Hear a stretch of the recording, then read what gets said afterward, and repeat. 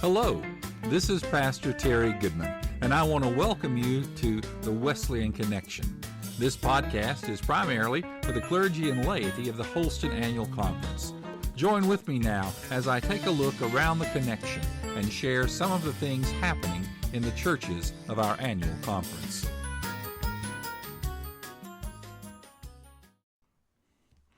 This is a podcast that's sort of moving along the trajectory that I've been trying to go with these podcasts. I began with a sort of an overall perspective at the annual conference level, talking with annual conference leaders. Sort of moved it down a level or so when I began talking with district superintendents. Kept it at the annual conference level when I talked about various committees and made reports of the actual meetings that the committees had conducted. But ultimately, I wanted to bring these podcasts down to a more local level. I was able to do it with my own church back in November when I shared a series of podcasts that were some teaching moments that we had at a prayer retreat one Saturday. But this is the first real interview, I guess you could say, I've been able to do, when I just sit down with the pastor of a local church and say, tell me about your church. What's happening at your church? How are you trying to be Jesus in your community? And we're talking today with Chris Brown, who is the pastor at the Wheeler United Methodist Church. Off the top of my head, I can't remember if he said he's in Kingsport or Bristol. I believe that's in the Kingsport district, up near the Tri-Cities Airport. He will. I asked him that question in the middle of the interview, so you'll be able to figure that out. But Chris, I've known for quite a few years. We met, I guess, probably when I was in the Tazewell district, and I enjoyed the interview, a chance to talk with him and see what's happening at that part of our annual conference. And if you're out there and you would like to sit down and have a conversation with me about what your local church is doing, I'm more than open to do that. We just got to find a way for us to get together somewhere and make the recording, because I think it's important for us to share what our churches are doing to make a difference in our communities. And so that's what this interview is about. This is about the Wheeler Church and what it does in its community to help define its ministry, its mission, to tell people about Jesus Christ. So I hope you enjoy it. Hi, we're here this morning with, I guess I could call you a friend. We've known each other for a few years. Chris Brown from, is it Wheeler now? Is it Johnson City or Kingsport? Kingsport District. Kingsport District. We actually go back before Chris was ever born. I don't know if you remember the story. I was in a college class with your dad at UT, so I knew his dad before Chris ever came around. So I'm glad to have had conversations with him at various times through the years. And this is a interview, as I said in previous podcasts, I've sort of focused on the conference level, what those that lead our conference are doing, district superintendents and so forth. But I want to begin to move towards local churches, because I really believe that the ministry of the local church is the foundation upon which our denomination is going to be built. If the local churches don't succeed, then the denomination is not going to succeed. And I don't know a thing about Wheeler in terms of its ministries. I know where it's at. I know the general location. So I'm just going to talk with Chris and get an idea. Tell us about your church. How large is it? How do you worship? You just give us a rundown. For somebody that has never experienced Wheeler, how would you describe it to them? Yeah, well, I often say that Wheeler is in Blountville, but it really is kind of in the southern part of Blountville in Sullivan County. And the best place to describe Wheeler is we're in the heart of the Tri-Cities. It's kind of smack dab between Kingsport, Johnson City, and Bristol. And the reason I say that is we're right across the street from Northeast State Community College and adjacent across the street to the airport. And so you're just off 81 a little ways. So we're not far off 81. A lot of people know Wheeler because for many years, pastors flying out or going on mission trips with their churches will will call us and get to park in our parking lot. And so we kind of have a ministry of parking, which is really great because we're connected and it helps save the churches some funds. I guess we shouldn't tell the airport that, but it is a good thing to be able to have a place to park when you're flying out. Out of Tri-Cities, there's not many options to fly out of there, but there's not. But you can go to Charlotte, Atlanta, and be anywhere else. So you can be in the hospital, as I flew out and found out in Charlotte. so we're kind of right there in the middle of the Tri-Cities, and so we have folks that live in Blountville that come from Kingsport, from Johnson City, Gray area, even a few from Bristol, and so kind of being right there in the middle doesn't really force us to be in one community. If you were going to call that community something, the folks around the southern end of Blountville would call that the Holston community. Okay. There's an old Holston school there. Okay. And so that's very fitting when I moved there to be called the Holston community, since we are the Holston Conference. Indeed it is. Well, when you think about your church on a Sunday morning, what's your average attendance? Yeah. So right now we average about 158 and between two services. 9 o'clock service, a little more informal, a little shorter, and 11 o'clock service that has a kind of a full choir and more children's stuff during the service. So we have combine those two, it's about 158. Our 11 o'clock service, you might say, would be kind of the most attended service. Mm-hmm.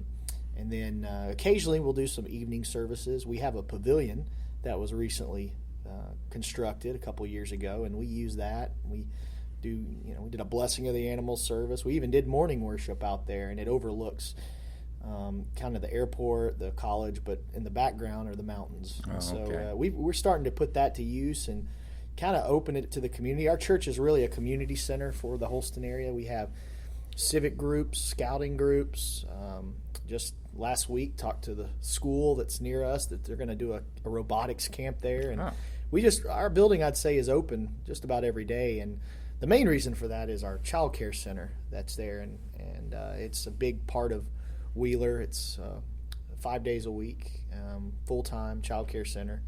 And I will say that having a child care center in your church can sometimes be your biggest headaches, but also the biggest rewards. And so there's a lot of kids that come to that center that may not have a church home, but they consider Wheeler to be their church home. So it's getting to do preschool chapel with those kids is really fruitful and enjoyable. So if I were to go into your community and stop someone on the street and say, how would you describe the Wheeler United Methodist Church? What do you think your community folks would say about you? I think most would say, we know because of the child care center, a lot of kids have gone through that. It's infants through preschool. And we also are known for selling peanuts. Our missions committee, we've got a real active outreach and missions committee that's focused on various local, regional, and global missions. And to help fundraise for that, to provide the funds to have projects and to be able to even sometimes go on trips, is we sell peanuts. And some of the other churches in the Kingsport district will sell peanuts too. I know Salem United Methodist and Glen Alpine also sell the peanuts, but we get to share our fryers when it's time to fry them up and salt them and put them in. So you fry peanuts? Oh yeah, we buy them essentially raw. They've already been peeled and everything, or whatever you would call that, and we fry the peanuts and then salt them and put them in jars, and I never $5 a jar for a quart of peanuts. Folks tell us that you can't beat that. So it's still got the little red husky things on them. No, we have those. Those are off. Those are off. Yeah, but it's like we'll share a pallet from. I think they come from Georgia. We'll share a pallet with Salem or Glen Alpine, and we've got 2 fryers, and they have 2 fryers, so we'll share. They'll take our fryers when they're cooking. And I never realized you fried peanuts. Yeah, well, I think it's a little easier than the apple butter. I started to say I've not grown up, but the churches I've served have always been apple butter churches, and there's a lot of involvement. It is. Frying peanuts sounds a whole lot simpler. It is, and it's I think it's a little easier process, but we used to do the apple butter at Wheeler a long time ago, but folks seem to really be into the peanuts, so we get to do that. That helps.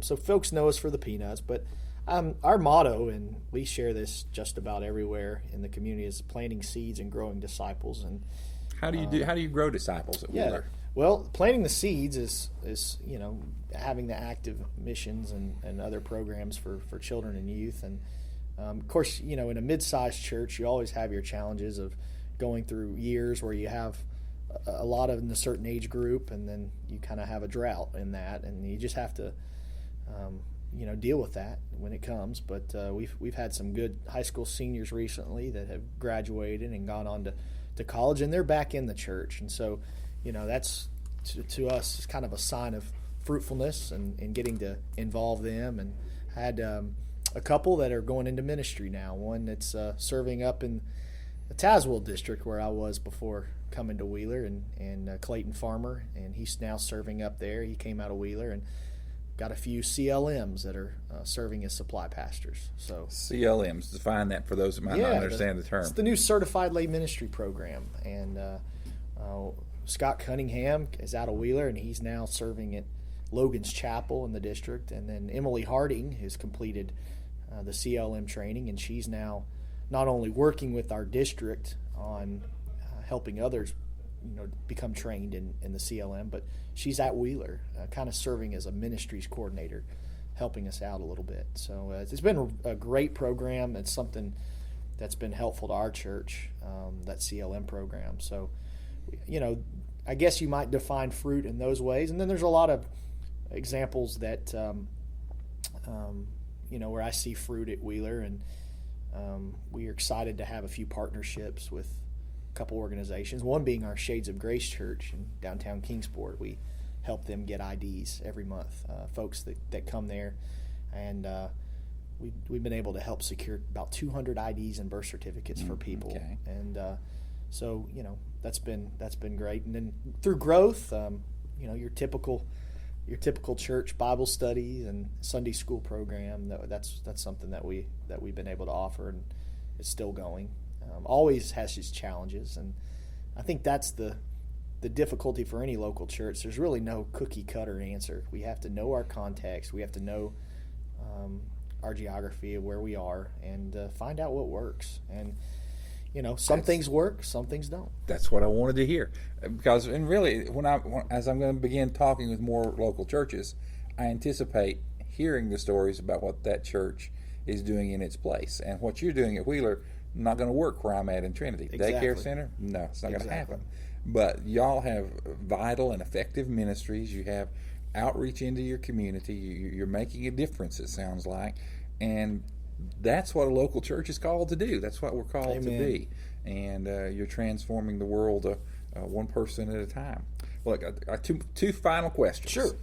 The first one is, and I haven't found the right way to put it yet, but I'll phrase it two different ways. What is the passion that keeps you in ministry? Or the other phrase I've used, what's the fire in your belly that keeps you doing what you do for the kingdom? People. Getting to hear and meet people from all walks of life, and getting to hear their stories. That's what drives me as a pastor, our people, and getting to see lives transformed, and in some ways that are very tangible and concrete, and other ways that maybe people won't see, but that God's really working in their life. And just getting to be a part of that, and getting to hear their stories, and getting to walk hand in hand with people, and having my own life transformed as continuing to learn what it means to be a pastor. So many practical things that you don't learn in seminary, but I really appreciate the opportunity to serve God and to be a local church pastor, and I look forward to continuing to do that. Well, we look forward to that as well. And I've saved the most difficult question for last. Okay. What is your favorite dessert? Well, right now I would have to go to my 4-year-old likes Sweet Frog, which is a frozen yogurt place that we go, and you get to choose whatever kind of flavor that you want, and then you can put your toppings in there and they weigh it. So I have been doing a lot of peanut butter yogurt with cookie dough thrown in as toppings. So a little odd combination, but right now that's my favorite. Works for you. Yeah. Well, I want to thank you for talking this morning, and I appreciate the ministry that you're doing. I'll be keeping you in my prayers. I appreciate the opportunity, and I appreciate what you all are doing in communications by offering this podcast for our conference. Well, you're more than welcome. This is Pastor Goodman. Thanks for listening to this edition of the Wesleyan Connection. Be sure to check back often for more podcasts.